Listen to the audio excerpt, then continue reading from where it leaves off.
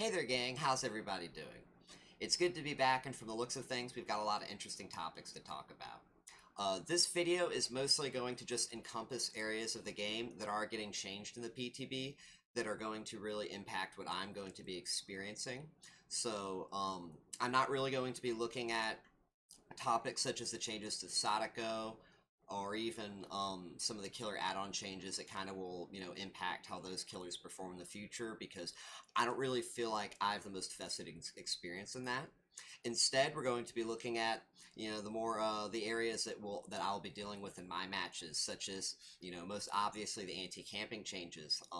I get asked about the anti-camping changes that were proposed from a couple months ago. Many people would come through and ask what I think, because I would camp and tunnel a lot. Anybody that's either played against me or come to my stream, there's a good chance I'm tunneling right from 5 gens.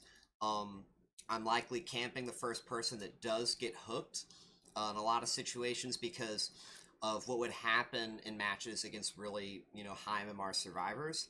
And these changes that are getting proposed for the game in the form of how they're removing the hook grabs, that is going to make things a lot different in how I have to play in response. And that's not even really looking at the other changes that were, like, this is a completely different change than what was proposed back then. That was to be where survivors would get the free deliverance. They could unhook themselves if you were too close. This one's different. This change means that there's just no more grab game. Camping can basically be countered by one survivor in the form of making a trade bare minimum, and that's a very good thing if that were to happen for survivors. We'll, get into that, but that's kind of where I want to focus this video. For those that don't really have, who are new to any type of content I put out, new to me as a content creator, as a person and a player, I'm a pretty much clown only main. I just about only play clown when I play DBD. I have about 2,500 to 3,000 hours on clown alone, playing explicitly clown at a very high level setting. My kill rate with clown over 6 to 7 months consistently, anywhere from 70 to 80%. I just about almost always either 3 to 4K. I usually give Hatch to be kind, or I 2K at the worst. And yeah, I've played against many players that have been in showcases, especially in the I believe the Oddstarva high level showcase with Mercy. I've played against many of those players a good handful of times in pubs. I've played against other players in top NA teams just due to where my MMR resides. And that's kind of the area, the level of play that I'm going to be talking about in matches when it comes to what you now have to do as a killer, or specifically clown, I should say. Obviously, other killers are going to perform either better or worse and differently. I'm going to be looking at that, though. What does a high MMR clown have to do going forward in order to do well in their matches? So let's go ahead and get started with the first and most obvious topic. We're going to be talking about hook grabs. So this is a very, very big deal, because a big reason why, before we actually get into what you have to do going forward, let's talk about the state of the game beforehand. The reason why clowns, you would need to camp on clowns starting from very early in the game, is that very, very efficient survivors at high MMR, they will sit on gens before going for the unhook save, especially if they know you're not camping. If you're not camping, there is no threat for the survivors of when they go for that save. You've got 3 survivors that are doing other things that are not on the hook. 1 survivor can take pressure from the killer, which leaves 2 survivors to either do gens, and only 1 needs to go for that save. With a 60-second window, if the killer is not a threat around that person on the survivor, that means that those 2 survivors, assuming the killer is pressuring 1, they can finish whatever ever objective they're working on, and then they can go for the save before the person hits second. And that's a big deal. When survivors are sitting on a hook, the best way to really look about it is that that's free gen progress. If that survivor is not hitting second, the longer they spend on that hook, because a survivor on a teammate does not go save them. That is gen progress for the team. And that's why camping really becomes so pivotal for Clown.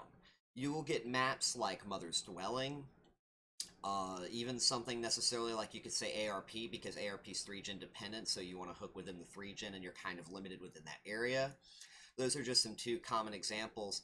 You can't really afford to give survivors a chance to have their cake and eat it too, which is what high MMR survivors will do. They won't just go for the unhook immediately, because if you're going to tunnel, well, that gives you more time to tunnel before the gens pop.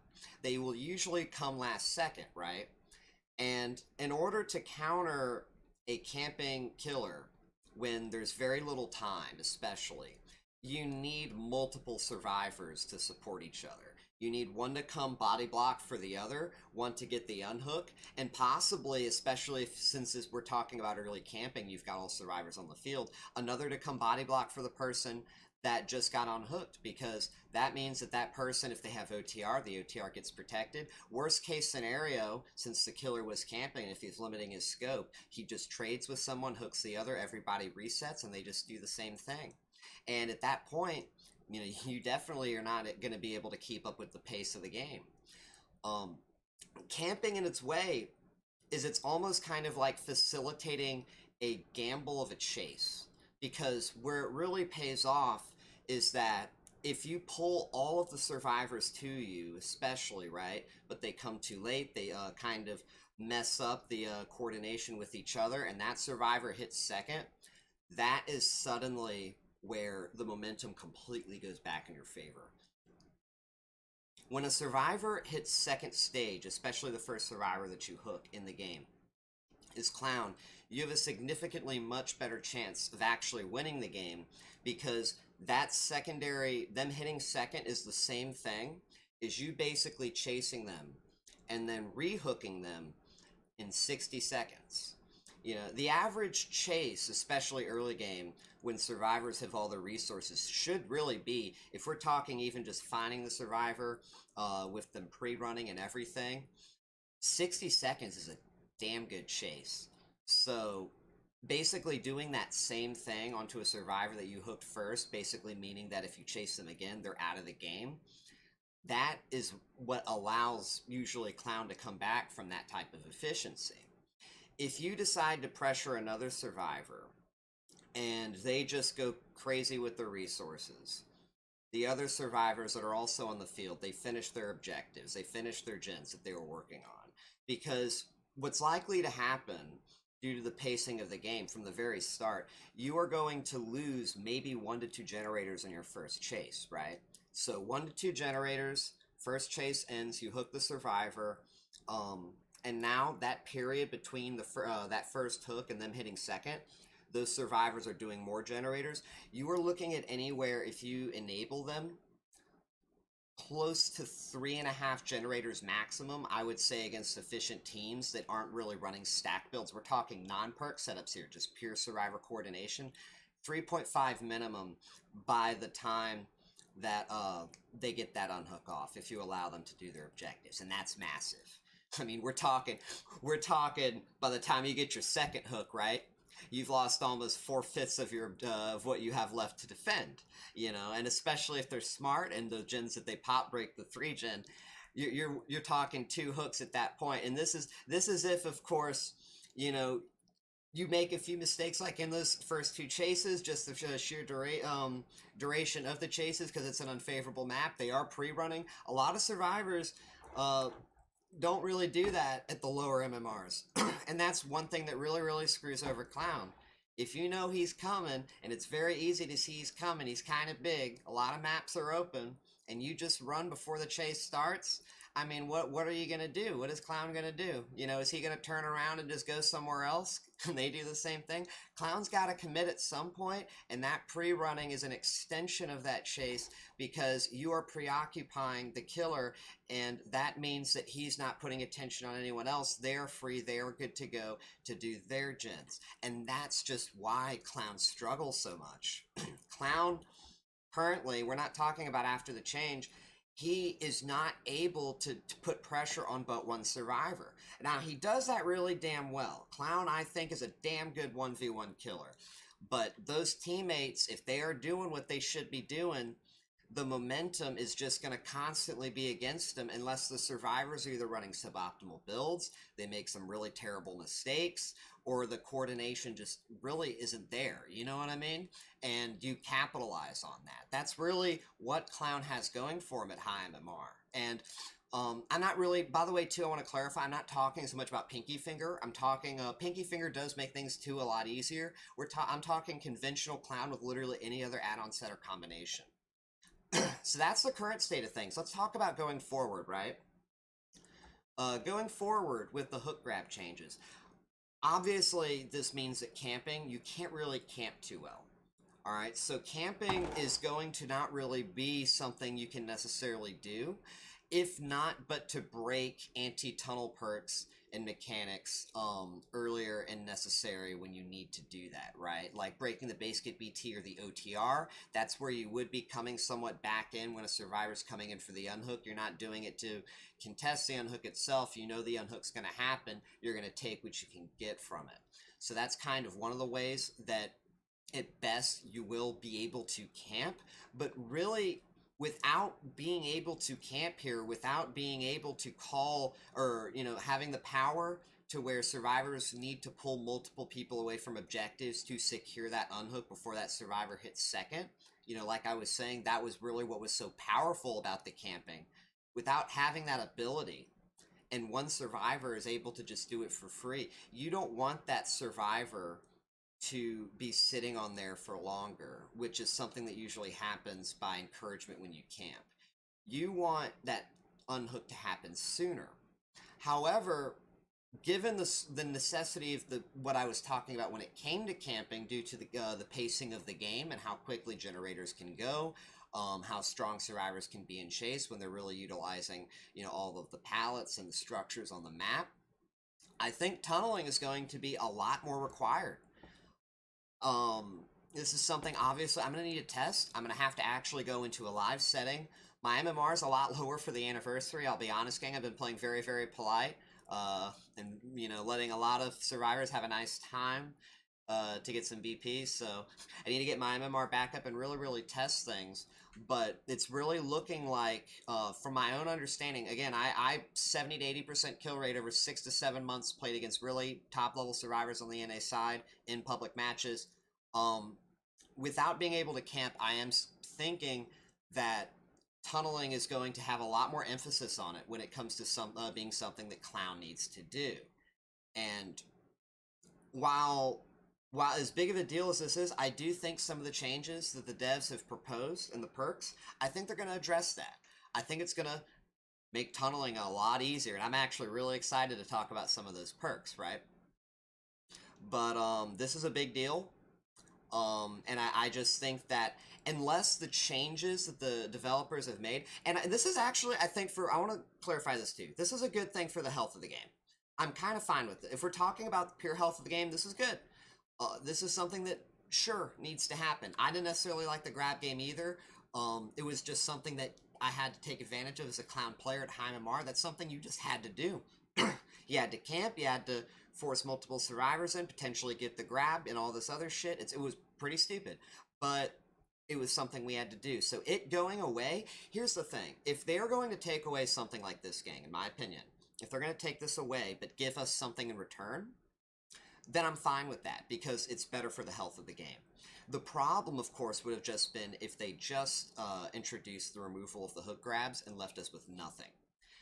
In order to get the momentum back that Clown needs in the game, to have control where he's not just pure camping and tunneling, we need faster chases, right? Either generators, I've talked about this before, like many months ago. In order to prevent killers from feeling like they need to camp or tunnel, two things need to happen. One of two things, I should say.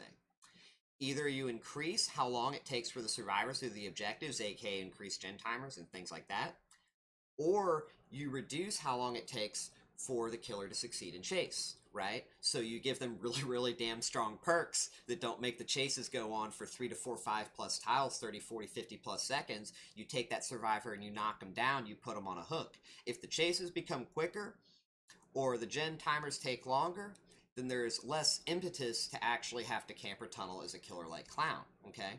And they are giving us something. And so this is why I'm kind of, fine with it. And well, we'll get to that, right? But first things first, now that we've talked about the hook grabs, because this is next, let's go ahead and talk about this. Brand new parts. A lot of people think this is a nerf. I think it's going to be a nerf in some areas. You're not going to lose those early gens as quickly. If the survivors know the strongest 3 gens and they can just do it from the beginning, sure, the other BNPs would allow them to just knock out that 3 gen early and then just leave you with a bad 3 gen.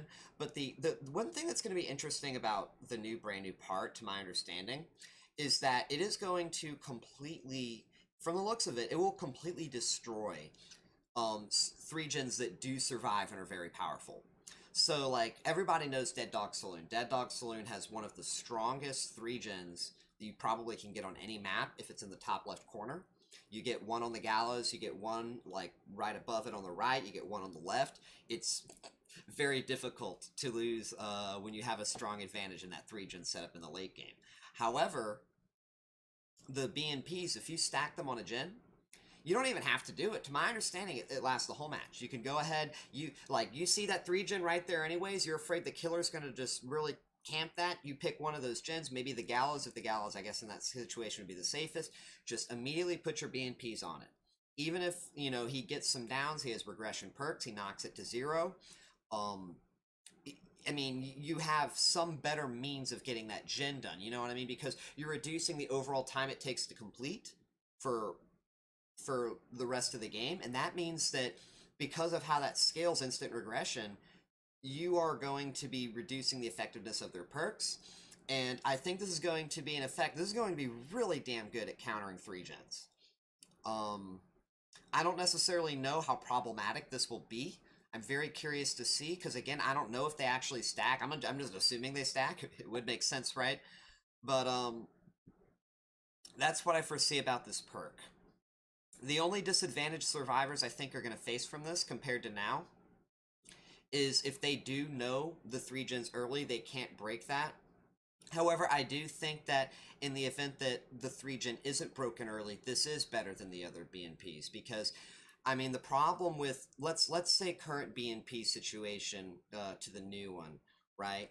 And you are trying to blast that gen in that strong 3 gen with your BNP that gives you an extra, 10 to 12% progress, but then Survivor goes down.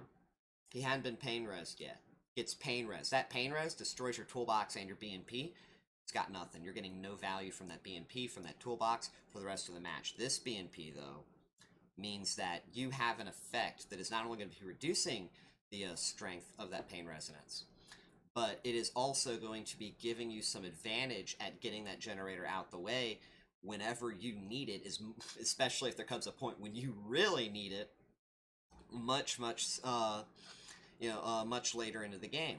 So that's what I think about this. I don't think rule this out, especially if you're a Survivor player watching me and you think that this is a lot weaker. Do not rule this out. I think you probably just need to use it differently. I think it's still going to be very, very strong. But coming up next, the time has come, gang. The killer perk changes. I've read some comments, a lot of people, especially on some streams, they're like, I wonder what that clown guy is going to think about this. And let me tell you, gang, when I read about this change, I was laying in bed on my vacation. It was near the end of my vacation. I was laying in a hotel bed, and I read about this. And yeah, I was extremely excited about what they're going with here. Now, I heard a rumor, I don't know if this is true, that this perk is going to be capped at 5 stacks regardless, even though you're able to get 2 per gen done. I think that's going to hurt a little bit, but other than that, this is amazing, gang. Like, oh my gosh, it's going to be a little bit difficult to put this into words, but I'm going to do my best. So we're gonna try to take it piece by piece here, gang. First things first. Some people might think that this means you won't necessarily need to conserve your stacks as much.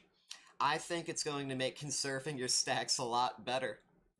Oh my gosh, because having 2 tokens done per gen means that you're going to have situations where if you do conserve your stacks for, let's say, 1 to 2 chases, you're going to be rocking 3 to 4 stacks a coup.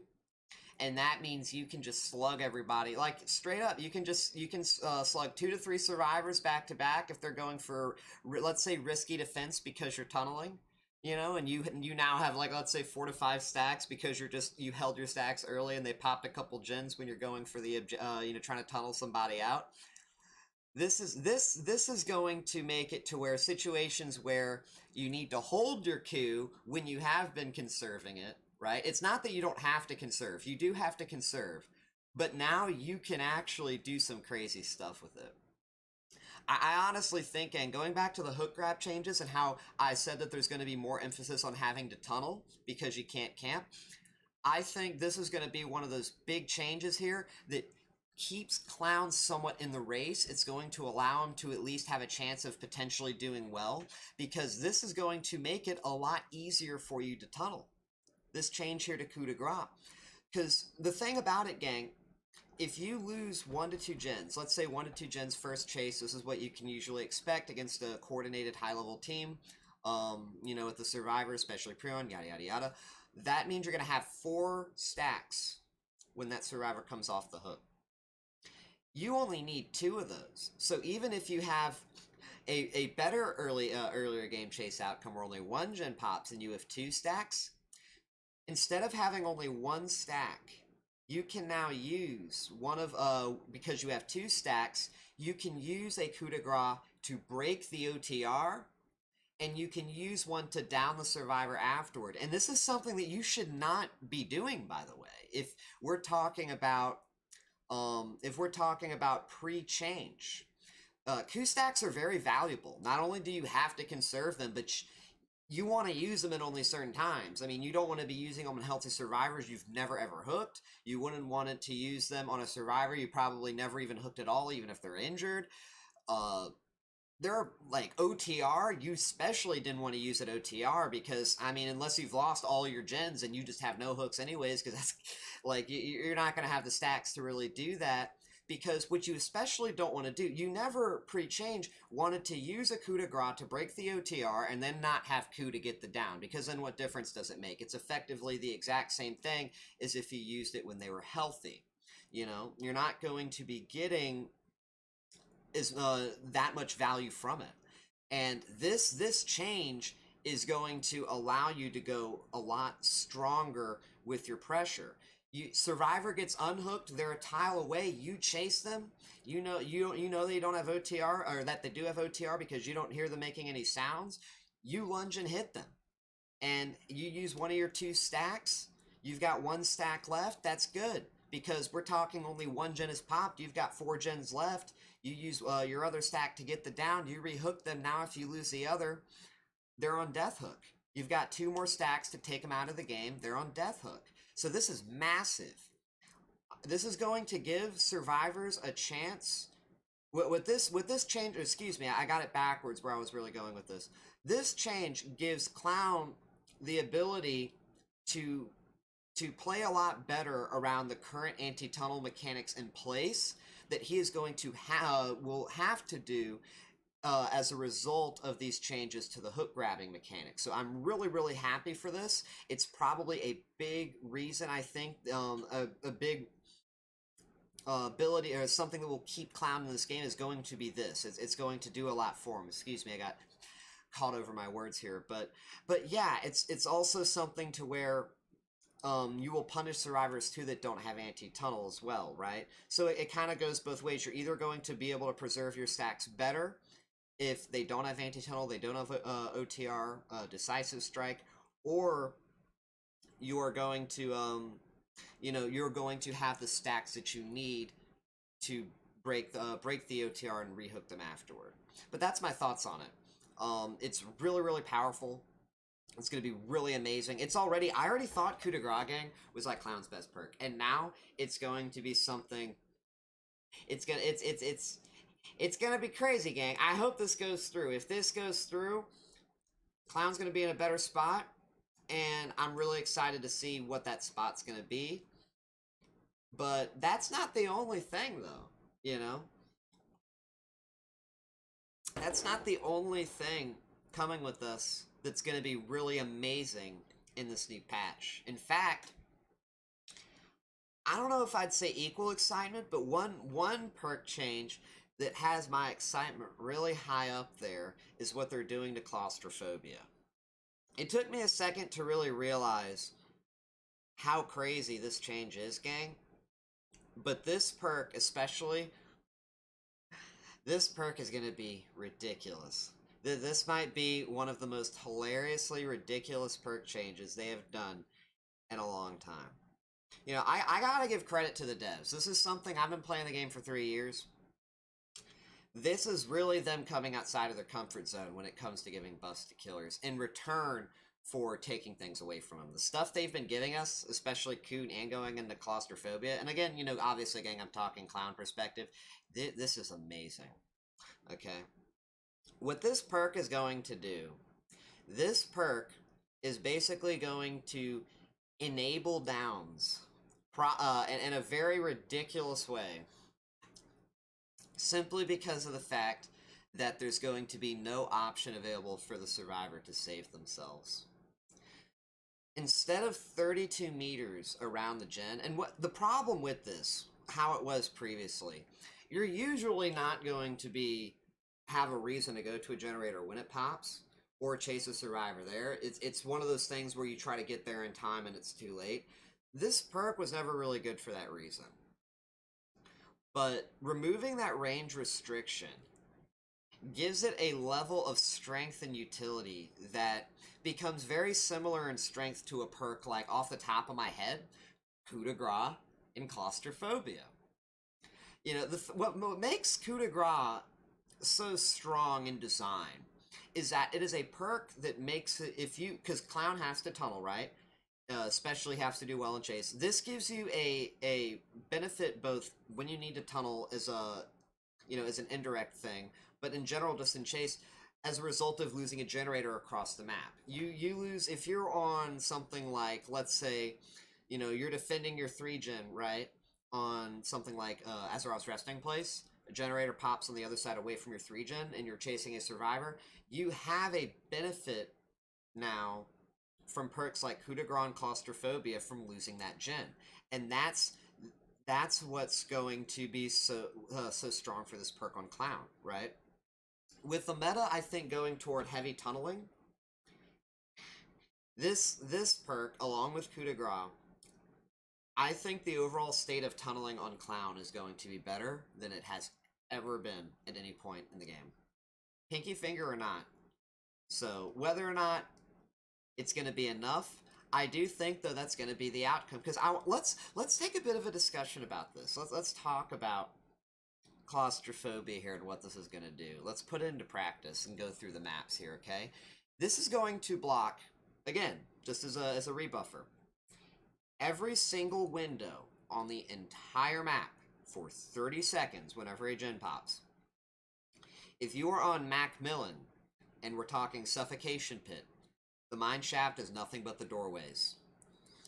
If you are on Ironworks of Misery, the main building with the staircase, it's either a dead-end hallway because you can't take the window to go into the room and the door's closing it, or it becomes a room of death because you can't take a window and the door's blocking the other end. That's Ironworks of Misery. You know, going to, let's say, something like the Autohaven Wreckers. Gas Heaven, you can't take the window out the back. Thankfully, you know, it's a good, out the back, or out the front, I should say. It's a good thing. I don't think there's any window in the back, but I digress. It's a good thing they opened that doorway, because the gas station would have literally been a kill box. Azeroth's Resting Place, the little house up top, that's a box. The window gets blocked, you don't break the door, they go in there, that's a hit. And another good set of maps too, and one I'm really looking forward to, Garden of Joy and Haddonfield. I don't think those maps will ever be as hilariously, potentially killer-sided as if this claustrophobia change goes through. Like, really imagine this, gang, okay? You're tunneling a survivor. They're going toward main building on Haddonfield. They go up the staircase. They're going toward the window. Gen pops.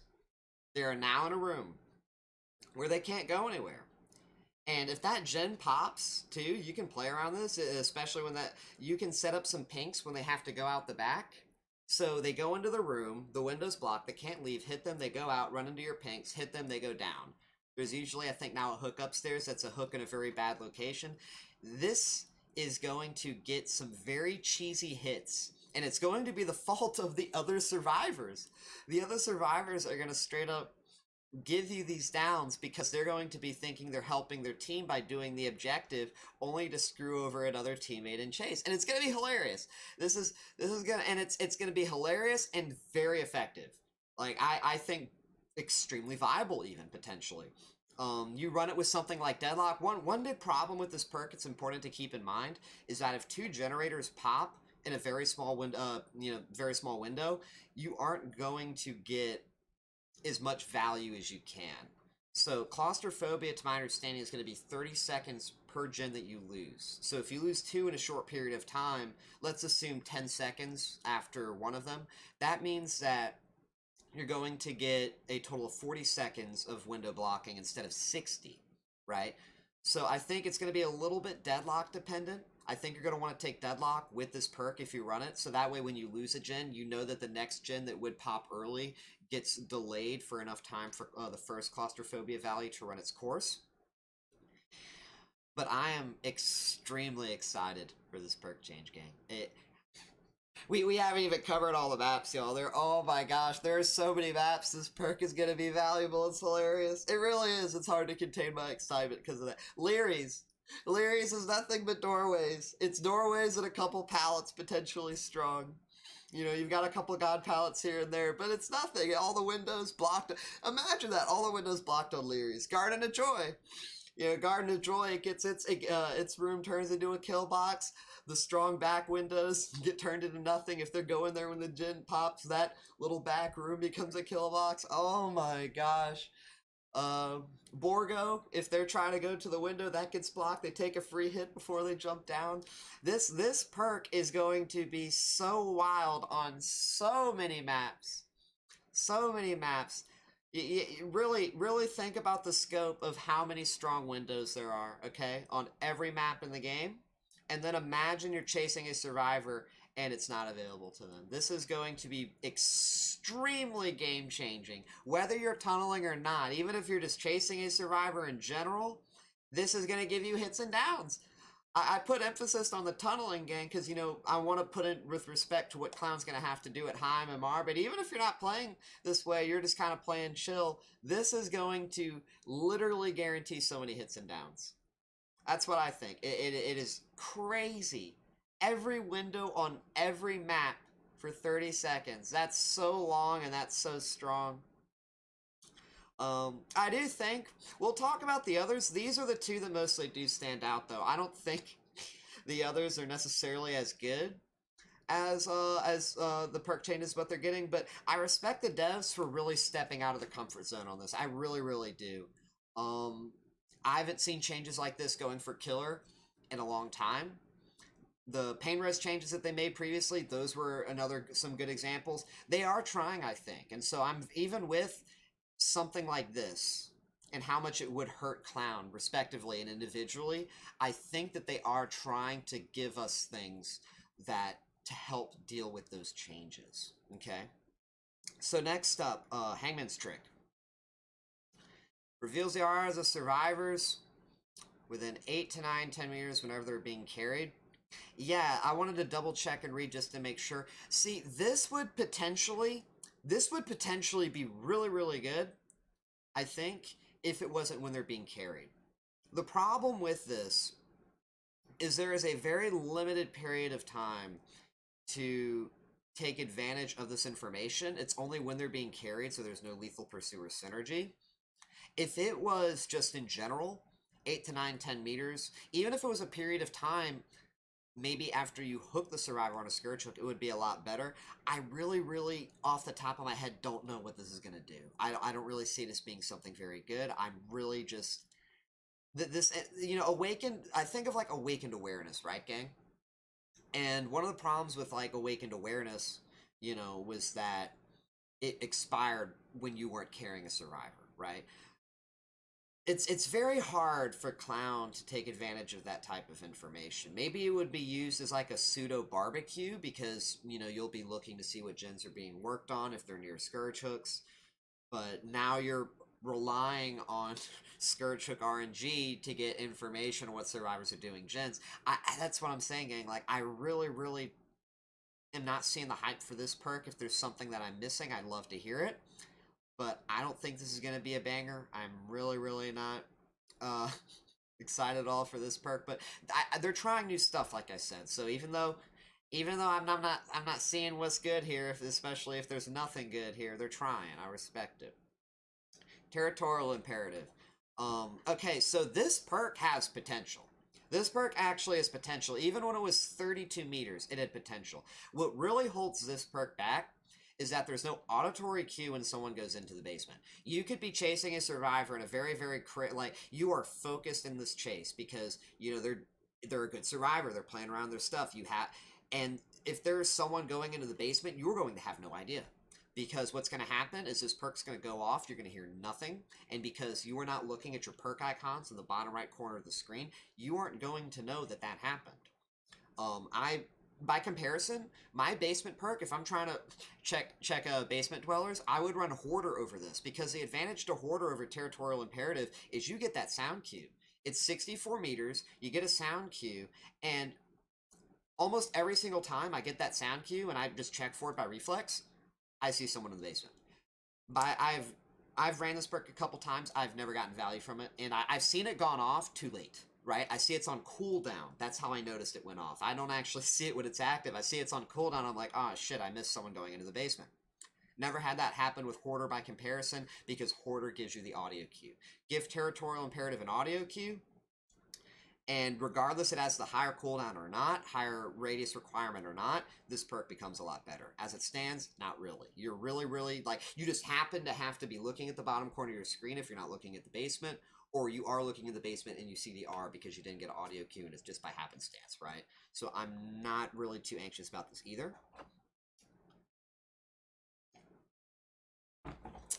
Remember me. Okay, so... the problem with endgame perks is that survivors have too much control over how long the endgame lasts. There's nothing that really encourages the survivors to open those exit gates and start the EGC, because that is the closest that the killer really has to having control over the match, is when there's a hard timer on the survivors to leave the match. What really makes the endgame so difficult for killers that are not in a heavy winning position is that when you get a survivor on hook, especially when all the other survivors are alive, they can 99 all of the exit gates, they can fully heal each other, they can do all this stuff. If they need to go cleanse all the totems, they can go cleanse all the totems if the hook states allow, and they have the time for it if the survivor's on the hook. They can do whatever they want, as long as the person sitting there, you know, like, isn't about to hit second. That's really the only time they have to go in for the save.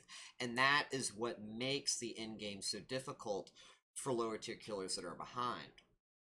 A perk like Remember Me, I don't think is going to do too much to help that, because they're going to spend a few extra seconds getting that gate 99, but once they get that gate 99, it's 99, gang. You know, it might as well be done. They'll pop it whenever. They have all the time in the world, because they're the ones in control of how much time that they have.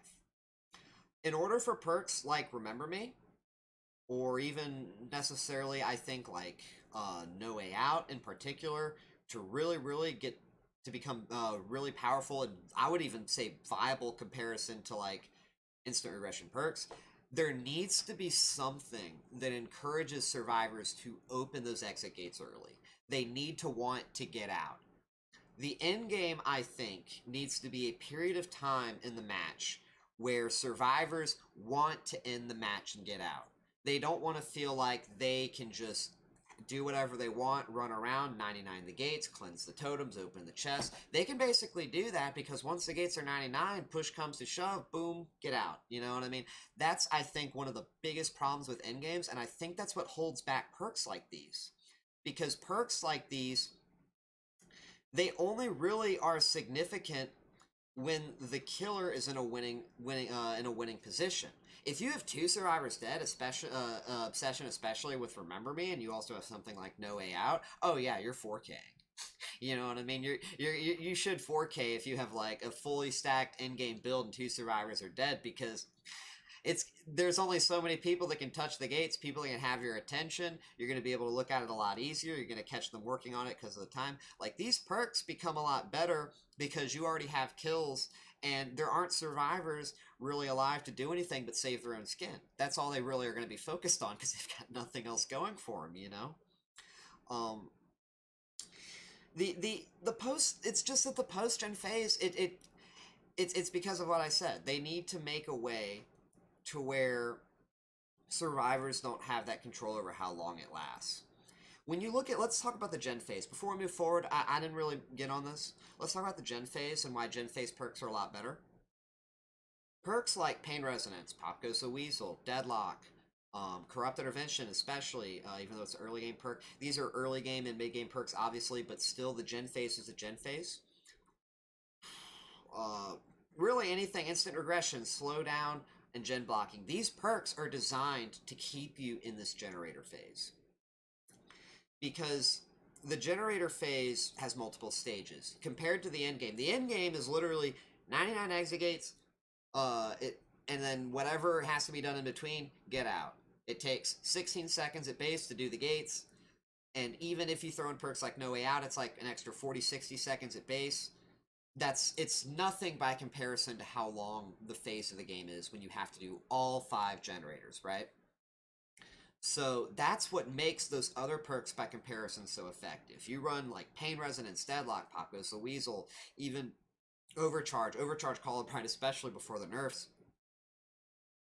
These perks stall out the longest phase of the game. And in turn, that allows you to get whatever you need going for you as the killer. Your chance of winning is best done during this phase, running perks for that reason, because it's the longest period, and that means that your value from your perks are going to effectively have the most value. Now, when you run in-game builds that are tailored to that in-game, because it's the shortest period, with a variable time that is dependent on however the survivors want to make it, you don't have the steam to really get going. Your Remember Me, you might get your here's the thing about Remember Me. It doesn't work, doesn't slow down the obsession, right? So if you don't actually kill the obsession by all the gates pop when you're running this perk, then they can just do it in 16 seconds. A coordinated team, by the way, that actually knows about this perk, they will call that out too. So a perk like this necessitates you actually kill someone, right? Something like No Way Out, you have to spread hooks. So if you're running these perks that require you to play in a certain way, while also not running perks to slow down the phase of the game that'll get you what you need during this short period of the game, then you're not, the outcome is that you don't have the steam, right? You don't have the steam for these perks to be better than something like instant regression, slow down, gen blocking, and that's just why these perks just don't hold up. There needs to be final statements. This is just really wrapping home what would I think make perks like these a lot better.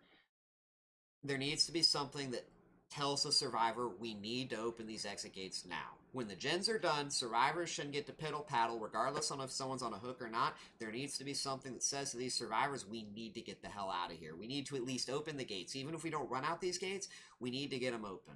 Because that starts a hard timer on the EGC, and that's also going to enable a lot of other perks to get their most value. Something like NOED, when you've only got 2 minutes on the clock without counting survivors down, extending the EGC timer, you don't have necessarily as much time to go look for the totems as you do either picking up slugs or getting someone off the hook. If we're also talking about making sure you can physically make it back to the gate yourself before you go down, all of these in-game perks are going to become drastically more valuable once we can reach a balancing state in the game where survivors are just wanting to get these gates open. As long as survivors can say we can 99 these gates and we open them when we're ready to leave, the endgame will always be a very weak state for the killer and borderline unviable. That's my opinion, of course. But that's enough on Remember Me and enough on that. A couple more perks here. We've been going for a bit, so I don't want to go forever for you guys, but I really want to be very, very, explicit with y'all. I want to give y'all my full thoughts and go into as much detail and depth as I can. So, next, Hex Crowd Control. This is, like I said, I give a lot of credit to the devs here. The shit like this, you really have to, gang. Look at the significance of this. They're going from 14 seconds to 60. They are really, really trying here. Genuinely. This is insane. They're almost quadrupling the duration. It's probably triple. It's close to that. That's incredible. They really are trying to make these perks valuable and impactful in chase and making the chases a lot faster. So I respect this, where they're going with this. As far as how good it's going to be, I mean, first things first, it's a hex perk, so it can get eliminated in the first 20 seconds. My concern other than that, and something I've seen other people say, is that it only blocks one window, I believe. I don't have the most experience with this perk, but I believe it only blocks one window. So any structure tile that has multiple windows that you don't have to run the same window back to back, you can go boom, boom, boom, boom, boom. It's not going to be that great. If it blocks multiple windows, then it would be better. But here's the thing, gang. You look at a perk like Crowd Control, and this is something I actually didn't cover on, by the way. I wanted to mention too with Claustrophobia. Crowd Control kicks in after a survivor has gotten value from their vault. Window blocking perks are at their best when the survivor wants the vault and they can. And this perk, that's why this perk will be amazing by comparison. This perk, they're going to the vault, they can't take it. This one, they get their vault, and okay, they can't redo it, just go to a different one, right? And even, let's assume that it's going to block that one too. Okay, just go to a different tile, right? Unless just by chance you made the mistake of circuiting it wrong, so the second one you take, you can't chain it to a tile. This just means go to a different tile. A lot of the areas of the map are structured that way, where you can go from one to the other if you plan your route correctly. You take advantage of the windows, killers at base if they're not running window perks like Superior Anatomy, etc. You're going to be able to create a lot of distance off of vaulting those windows and just going to a new tile. So, I really respect what they're doing with the duration. I just am not as sure in practice how strong this will be, even if the hex doesn't get cleansed. But there's potential. 60 seconds is insane. Because, for one thing, what this does mean at base, you can't just play Myers main building, right? And go up the stairs, jump out the window, go back here, go up the stairs, jump. You can't do that. You can't go in the Myers main, take the window, bottom stairs, go out, take the window, bottom stairs, come around here, take that window, and then take the window. You can't do that. You now have to take a different route each time. So if they're running the same structure, it means that assuming even if it blocks both windows, they can't take the exact same route every time. But, I just explained an example of a structure that has multiple ways of running the exact same tile. And even that tile itself, right? If you know that they have crowd control, you go up and you vault the window, go to a different tile. You could have the building on your left if we're talking Myers. They could... Hell, you could, if you took the route first that I just mentioned, go out the back, come all the way up, take the window out the front, then go to the, buildings in the back. There are many different ways that I think on a lot of maps you're going to be able to play and counter crowd control to where it's not as beneficial as you might have hoped it would be. But still, again, really, really respect what they're doing here. We'll just have to see. This perk looks like it's going to be fun. How strong it's going to be, Trail of Torment, I'm really not sure. But the fact that you can keep it going pretty much close to forever. Or, hold on. When the will now only deactivate when it stops aggressing. Okay, so I wouldn't say forever. This technically will, to my understanding, deactivate once it loses all gen progress. So if a gen is like 10% progress, you kick it, and then you go hitting survivors, you know, it's going to lose that 2.5% from that initial kick, but once it loses that remaining 7.5%, it's not going to give you stealth, even if they don't tap it. So, I mean, that's probably what that means too. But if it's like a decently progressed gen where you know you're going to have like a couple minutes, and they just don't tap it, this is going to be fun. I think it's going to enable some really cheap hits. I think our reading tools like Cigar Box are going to make this really, really good, especially on indoor maps. I think this with Leery's might actually be decent, and it's also going to potentially pair with a lot of things that affect blindness, right? So like Fearmonger to a degree. Oh yeah, Fearmonger with this.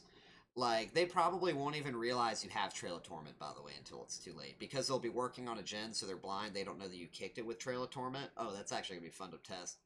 Yeah, you run Fearmonger. They're working on a gen. You kick something with Trail of Torment. Since they don't even notice it, they're going to think maybe someone set a Blast Mine or some shit. Because I think that actually shows the aura to other survivors. And then you're just going to walk up and hit them. And you're not going to lose it. You're still going to be undetectable. You can either continue chasing, go somewhere else, play. It's going to be fun. I'm really curious to see how this goes. And like I said, synergy with blindness. It's going to be really interesting. But, alrighty. That's enough of the killer perks, you know. Very, very interesting stuff to see. Very, very... These are the ones I'm looking forward to most. Coup de Grace and Claustrophobia. I think this is going to be very game-changing for Clown. And I'm going to be running a lot of these perks together just to see when the new patch drops. We probably won't be testing anything, just as a real quick clarification on the PTB. Simply because... to get the most value from them, I don't think survivors are going to want to deal with how we're going to be playing.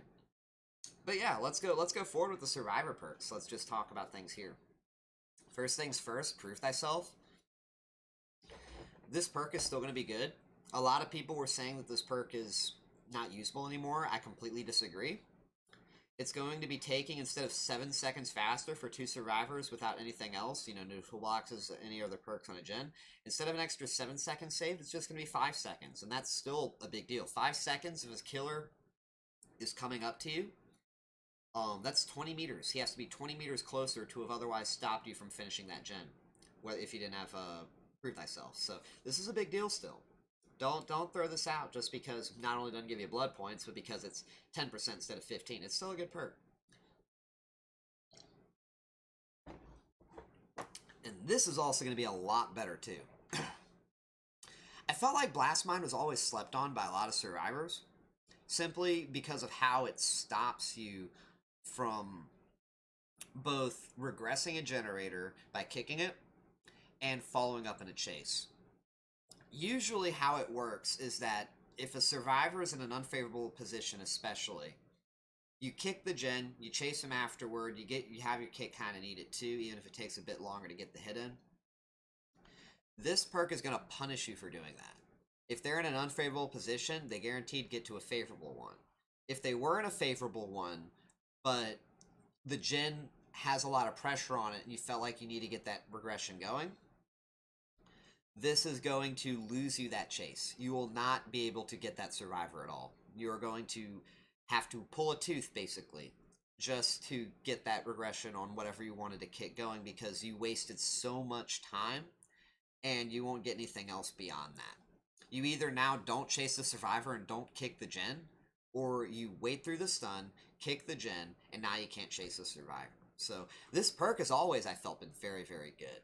The fact that it now lasts, what is this, close to 3 times the duration, that's amazing. This is definitely, I don't sleep on this perk going forward if you're still doing that. It's going to make it harder, especially for lower mobility killers like Clown, to both regress a gen and get another chase going. Now, Wiretap. I really don't know what to think about this, because, like, a lot of times I've never really thought about, does a survivor as Wiretap?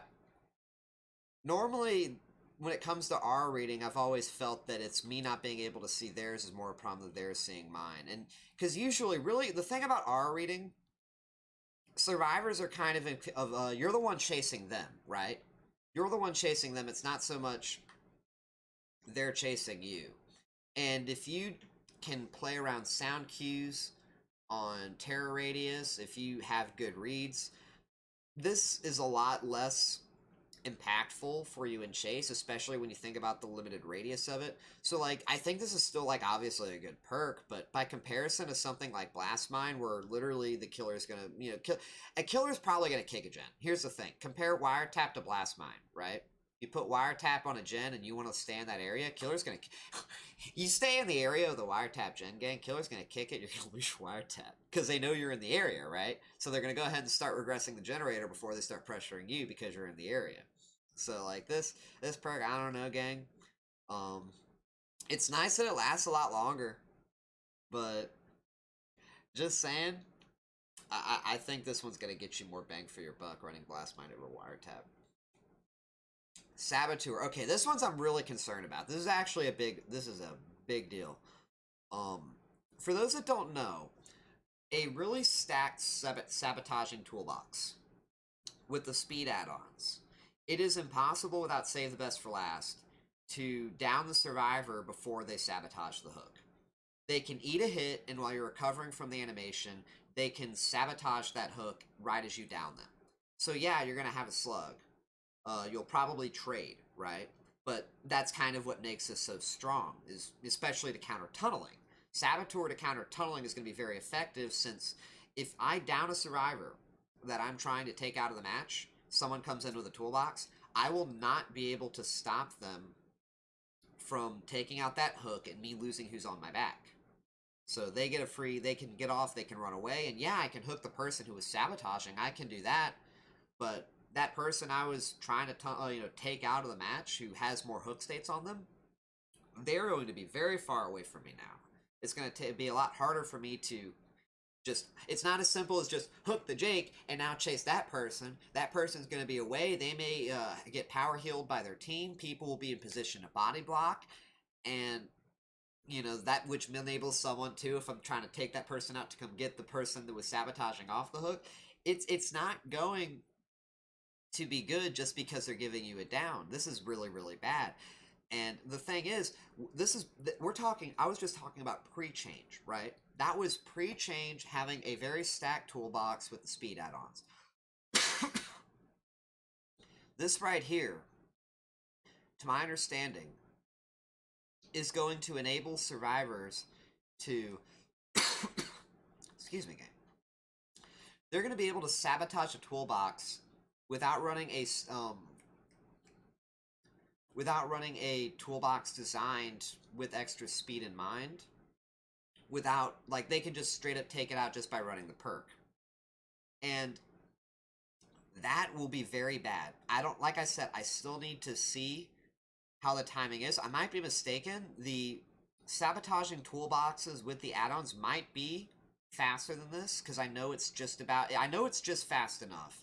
So, all things considering, this on its own might not take them to that window, but if it does, this is a big deal.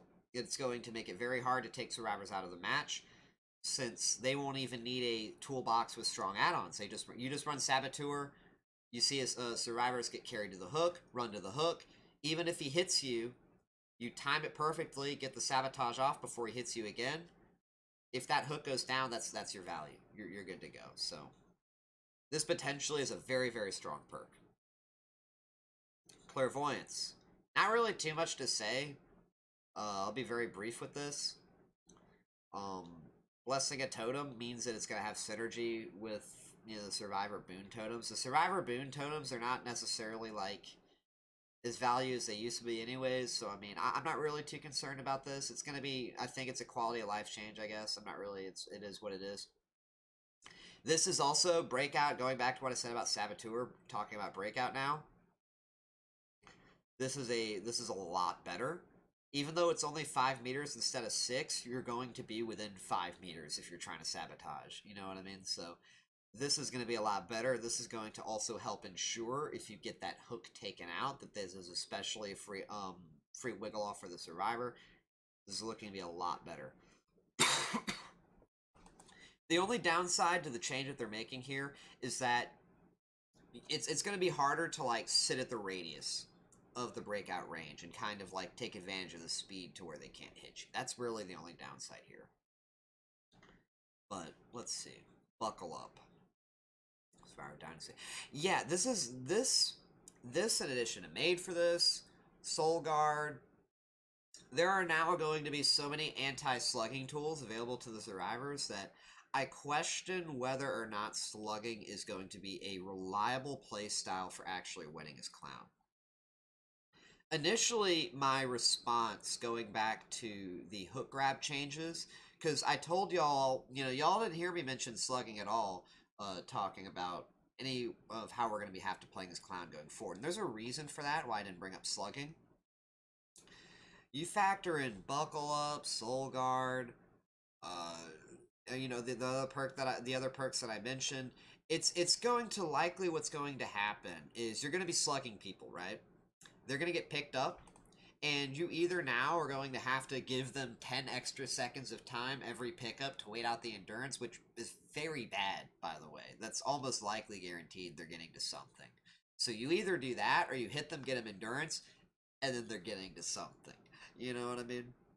This is a big deal. I think you get any lobby, you go against any lobby where they are running tools like this, Buckle Up, Soul Guard, Unbreakable, anything that, Made for This, Made for This gives you the endurance when you pick someone up. We're gonna live forever.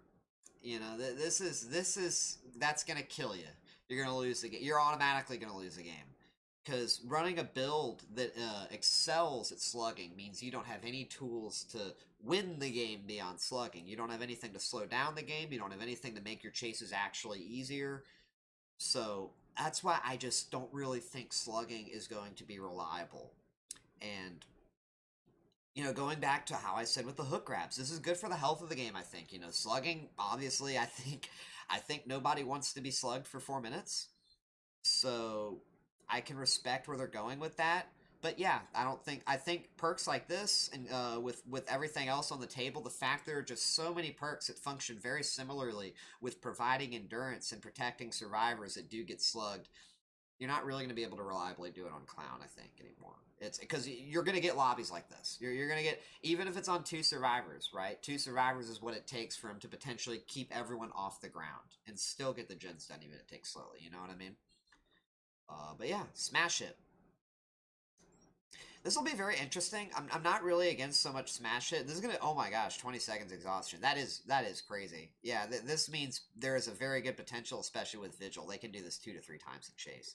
But you know what? It does reward the survivor too for getting the stuns. So by comparison to literally any other exhaustion perk, I'm for this, right? I think this, when it comes to giving a survivor something that isn't, you compare something like this to like Made for This by design.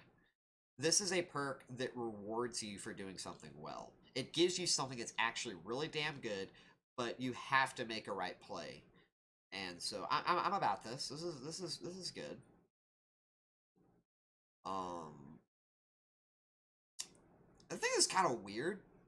I don't really know what to think about this. I know there's been a lot of complaints about the Spine Chill changes going on to Spine Chill. It's just hard for me to comment on this, gang. I've never really ran this perk all that much. Even, like, I ran this perk, like, before they took away, like, the repair speed and things like that. I don't think it has the vault speed benefits anymore either. The vault speed as well was a time when I would run it. But after they took away that, I never ran this perk. I know a lot of people that I think, for accessibility reasons, they would run Spine Chill. So, if that really is the case, I feel bad for those people. Why they would take away a tool like that for them. Do you know what I mean? But it's hard for me really to comment on the perk beyond that. I hope y'all understand. But, okay, so other than that, I think there's probably one other thing we could talk about briefly, I guess. We could talk about Coldwind, but it's, again, this is also going to be something hard to say. I don't really know what they're doing. One of the things I heard was they took away the doors on Cowshed, which would be very damn good. If they took away all the doors on Cowshed, even if they added that pallet, we see a pallet right here, you can potentially, like, even just looking at this, you could play it from this doorway side if they're trying to camp the pallet. It's going to make the fractured Cowshed a lot easier. As the devs, I believe, said in the blog, one of the problems with Cowshed, it's got a very strong shed, and it's got a strong array of tiles around the outside. But part of what also makes the cowshed itself so strong is not just those tiles and that's positioned in the corner like the devs mentioned. There's something that's also probably, to a lot more casual players, they're not aware of this. When you get sent to Fractured Cowshed, survivors have a higher weighted spawn chance of spawning within the cowshed itself. With a generator too, mind you. There's a generator in cowshed, I believe, every single match. Survivors have a greater chance too of spawning in the shed and being able to do that generator early. If you as the killer do not spawn within the cowshed on Fractured Cowshed, you are almost, I would say, at my odds, I've been playing this game for a long time, there is a 9 out of 10 odds. 1, if not 2, maybe even 3 survivors will be in that shed. It's always, you would never always, if when you spawn on this map, and you are trying to find a survivor, and you are not in the shed itself when the game begins, and you are trying to, this is the best place to go for that reason. And pre-change, what made this a problem is the doorways, right? So I think them taking away the doorways will make it a lot easier for handling it as Clown. But what especially was so difficult about this map as Clown before these changes they're proposing is survivors have these weighted spawns. They spawn in the shed. They're slamming this gen. You need to chase them, but how the hell are you going to even get your first hit? You've got 3 doorways. You've got a strong window. They're going to see and hear you coming, so they get a little pre-run distance in. They go to the check spots, potentially, so they're able to take advantage of the windows or the strong pallets, either, you know, on the outside, right behind. Like, it's this structure in the early game is what especially was the hardest part about it. So no doors, I'm imagining, is going to make it easier to get these first hits.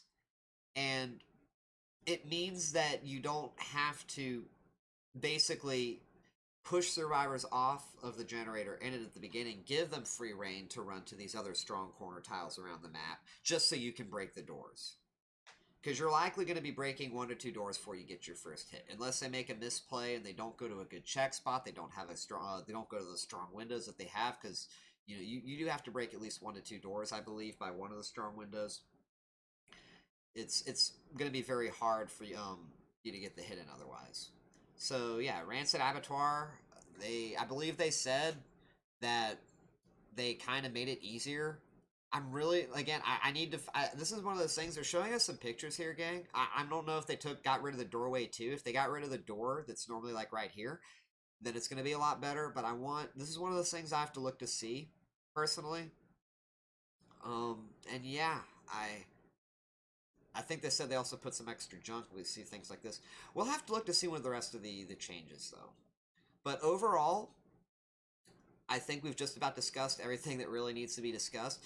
This went a lot longer than I thought it would be, gang, so, you know, everybody who bared with me, thank you. I just, you know, as everybody knows, I like to be very, very comprehensive. I like to be very explanatory in my discussion of these issues, so people really understand what it is that's going through my head, and when it comes to the decisions that I make, what the perspective behind them is. I know a lot of people never really liked that I would camp and tunnel. They were very curious why I did. And really what it always, like I said, boiled down to was an understanding of survivor efficiency, the pacing of the game, and what it takes to actually win against strong and coordinated teams. So it's going to be, like I said, very interesting to see going forward, not having camping as a tool, having to rely more on tunneling and or some of these other perks to give us a lot faster chases. But it's going to be fun and interesting to see, gang. I'm definitely looking forward to this new patch. And, you know, I hope everyone else otherwise had a nice week. It's good to be back. I had a nice vacation myself. We're going to be ready to wrap up this anniversary. And other than that, gang, I will catch y'all next time. Take care.